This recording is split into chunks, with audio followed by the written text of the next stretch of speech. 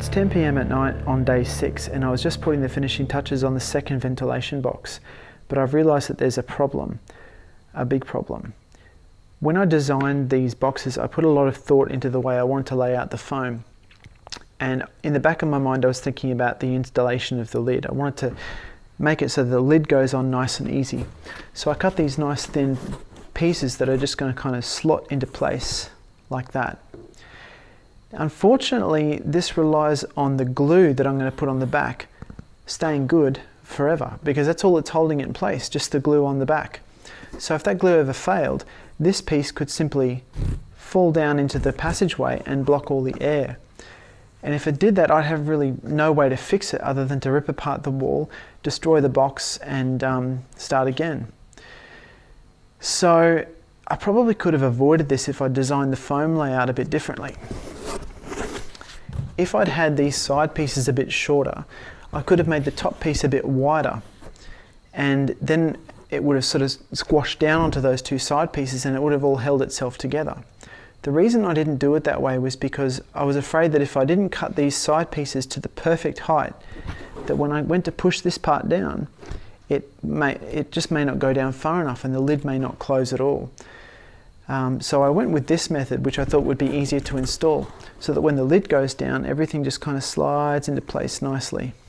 Now, about an hour and a half ago, when this problem occurred to me, I also thought of a solution. So I drove to Bunnings and I bought myself some of this plastic wire mesh. It's the kind of stuff you would normally put around your vegetable garden.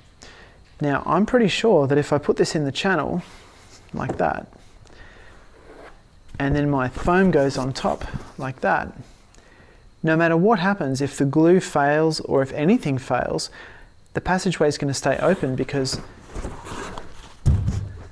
this is going to hold it open. Now, it's not going to ruin my soundproofing because there's enough air holes that the foam is still going to be able to dampen the sound.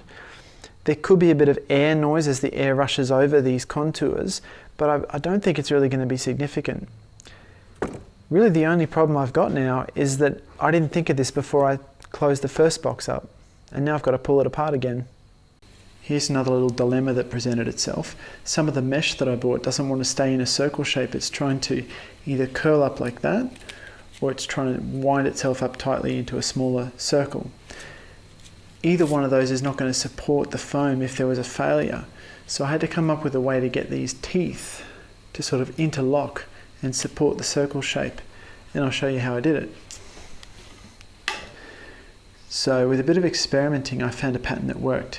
It goes 2 out, 1 in, 2 out, 1 in, 2 out, 1 in, 2 out, 1 in, 2 out, 1 in, and that one's just to lock it in place.